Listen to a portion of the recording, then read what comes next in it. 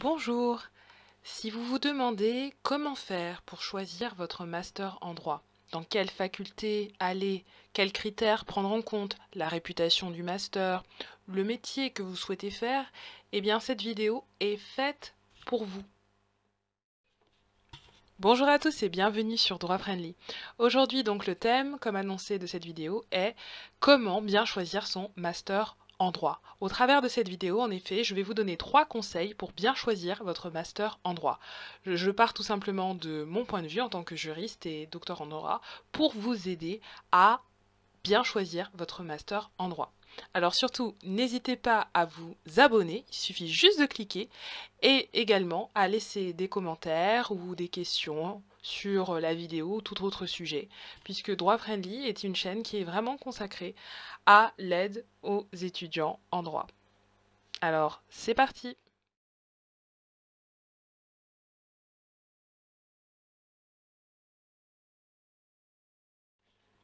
Alors, avant de vous donner les 3 fameux conseils pour bien choisir votre master en droit, je pense qu'il est important quand même que je me présente, puisque c'est mon point de vue qui est exposé dans cette vidéo. Donc, je suis la créatrice de Droit Friendly, je suis juriste, je suis également une ancienne chargée de travaux dirigés, en droit des obligations, droit de la famille. En termes de formation, je suis docteur en droit privé. Je suis titulaire d'un master de recherche en droit privé, donc je suis sortie majeure de ma promo. Et également, j'ai un master 1 en droit des affaires. Alors, quels sont donc ces 3 fameux conseils pour bien choisir son master en droit? C'est parti. Le premier conseil que je tiens à vous donner, c'est de bien déterminer la spécialité dans laquelle vous allez faire votre master en droit. Une des premières pistes que vous pouvez déjà suivre, c'est celle de vous poser la question de savoir quel est le domaine du droit dans lequel j'ai le plus d'affinité. Puisque là, normalement, quand vous devez choisir votre master, vous vous positionnez déjà avec 3, voire 2 ou 3 années de droit derrière vous. Donc vous avez déjà peut-être des affinités par domaine, si vous aimez plus le droit pénal, ou le droit des affaires, ou le droit social, le droit du travail, le droit de la famille, vous êtes sans doute déjà quelqu'un qui a plus d'affinité pour le droit privé. En revanche, si vous préférez le droit de l'Union européenne, le droit des affaires publiques, le droit des marchés publics, le droit administratif, peut-être que vous avez plus d'affinité pour tout ce qui relève du domaine du droit public. Maintenant, ça c'est une première piste, puisque vous savez qu'aujourd'hui, on est vraiment dans l'ère de la transdisciplinarité.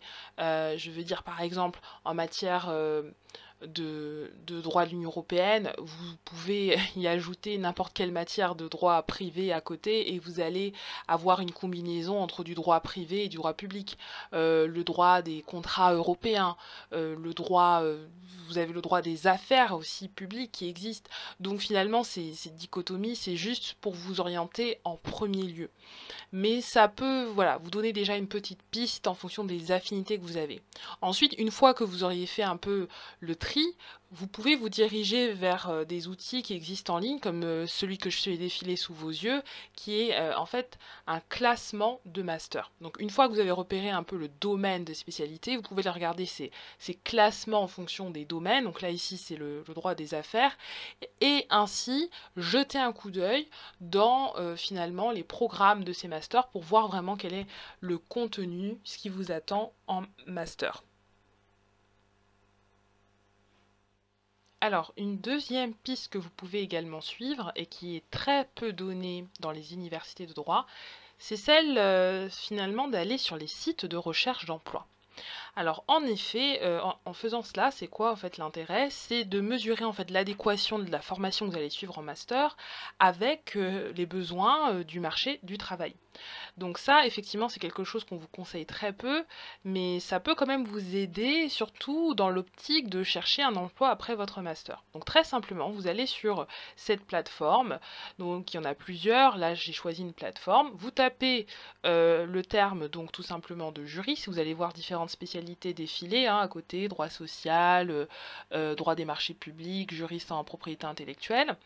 Et puis ensuite, vous allez avoir accès ainsi à une série d'annonces de recherche d'emploi. Et ce qui est assez intéressant, c'est de consulter individuellement chaque profil. Et en regardant les profils, vous allez voir apparaître les compétences. Quelles compétences et quel niveau de formation recherchent les recruteurs. Donc là, vous voyez, je fais défiler un profil et il y est affiché donc le niveau de compétence qui est attendu. Donc généralement on attend un master 2 mais dans une spécialité particulière. Ça peut être donc effectivement du droit social. Là c'est un autre profil. On exigera de vous voilà un troisième cycle, un master 2 ou un doctorat donc en droit privé. Et puis à côté donc il y aura aussi un ensemble de compétences attendues. Mais ça peut vous permettre vraiment de voir quels sont finalement le niveau attendu, le niveau de diplôme, un master 1, un master 2. Alors là, c'est vrai que c'est plus fréquent quand même le master 2. Et quelle est donc la spécialité aussi qui est attendue de vous pour pouvoir exercer ce travail. Surtout, ne vous auto-censurez pas, c'est très important. Les sites de recherche d'emploi mettent en avant les besoins actuels du marché de l'emploi. Donc il se peut que vous fassiez une spécialité qui soit un peu une niche, qui est en plein essor et qui pour l'instant ne figure pas trop sur ces plateformes-là. Donc faites avant tout quelque chose qui vous intéresse, renseignez-vous sur cette spécialité, mais ne vous auto-censurez pas.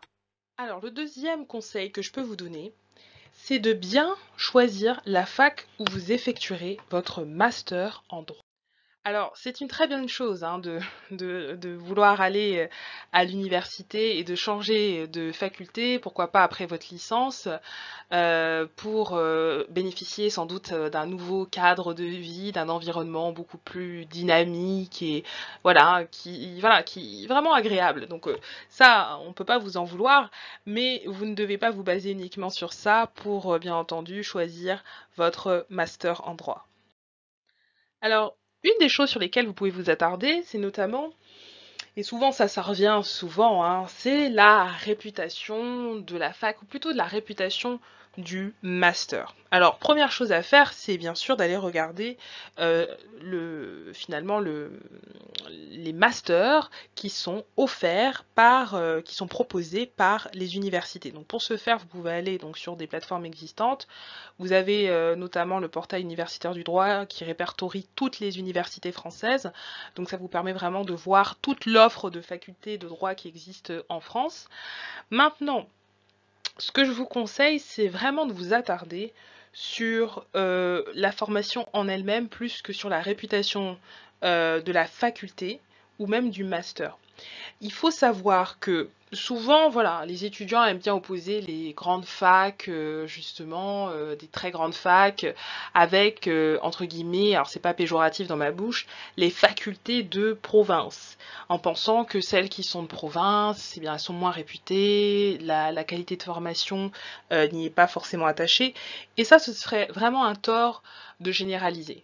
Pourquoi ? Tout simplement parce que déjà, un des avantages des, entre guillemets, petites facultés, c'est qu'elles ont moins d'effectifs. Et ça, vous avez dû le remarquer, c'est aussi valable dans le primaire que dans l'enseignement supérieur. Moins il y a d'effectifs, plus il y a une meilleure qualité en termes de formation. Donc si vous vous attachez vraiment à la qualité de votre formation, allez regarder justement ces facultés et voir ce qu'elles proposent. Il y a souvent en plus de très bons professeurs qui voilà, sont là depuis des années et qui restent dans ces facultés, qui résistent à la tentation d'aller vers les grandes facultés, qui préfèrent justement ces petites universités qui quelque part les gâtent bien, on pourrait dire. Et donc du coup, ces professeurs s'occupent très bien aussi des étudiants, il y a un très bon encadrement. Ce qui est un peu malheureux, c'est que les étudiants de ces universités ont tendance à vouloir aller vers les grandes universités, mais vous voyez que en réalité, dans ces effectifs, c'est normal hein, que les grandes universités attirent beaucoup d'étudiants et les meilleurs étudiants, mais dans ces petites facultés, il y a aussi de très très bonnes formations, et donc je vous invite à vraiment regarder cela. Donc l'avantage, donc là j'ai un peu parlé des avantages des petites facultés, hein, il y a moins d'effectifs, il y a souvent un meilleur encadrement que dans les grandes universités. Maintenant l'avantage des grandes universités, c'est le réseau. il y a déjà plus d'étudiants, donc déjà le réseau d'entraide entre les étudiants est beaucoup plus important. Il y a une forte attractivité aussi du point de vue des entreprises. Il y a souvent beaucoup de partenariats, de rencontres qui sont organisées avec les étudiants. Par contre, le gros bémol qui peut être constaté, c'est l'encadrement, où là, on requiert de l'étudiant beaucoup d'autonomie. Alors moi, pour avoir fait les deux types d'universités, je dois dire que j'ai vraiment vu la différence. Moi, j'ai commencé justement dans une très grande université où vraiment on était vraiment laissés un peu à nous-mêmes hein, pour s'organiser. Et puis quand vous rentrez dans des petites ou des moyennes universités, il y a vraiment un meilleur encadrement. Les professeurs sont vraiment plus en contact avec les étudiants, on peut vraiment leur envoyer des mails, discuter avec eux, et ils nous aident vraiment dans notre formation. Donc c'est pour ça que moi je dis, il y a des avantages des deux côtés, donc mesurez bien ce choix. Ensuite, la deuxième chose qui est assez importante à regarder, c'est quand même le contenu de la formation. Ne vous laissez pas berner par les intitulés de master, s'il vous plaît. Chaque année, vous avez, bien sûr, c'est normal, hein, un directeur de master veut attirer des étudiants et il va utiliser effectivement des titres qui sont un peu attractifs, qui sont en phase aussi avec le marché du travail, donc on va vouloir un peu changer la dénomination du master.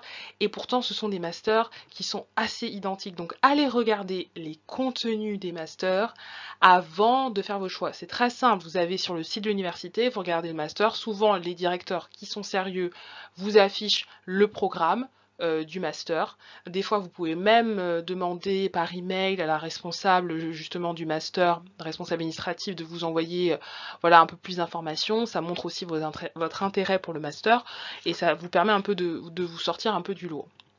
Donc clairement, attachez-vous plus au contenu, à la qualité de formation, parce que c'est ça qui va avoir une incidence après sur votre pratique. Vraiment, si vous n'êtes pas très bien formé, ben, ça va être un peu compliqué dans le monde du travail de vous y retrouver. Hein.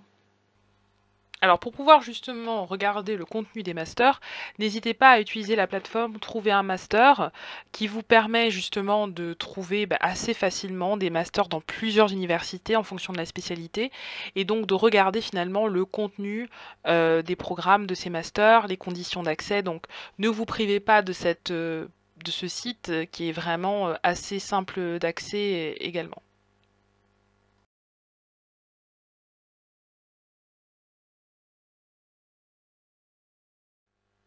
Troisième et dernier conseil, entrez dans la faculté de votre choix en licence plutôt qu'en master.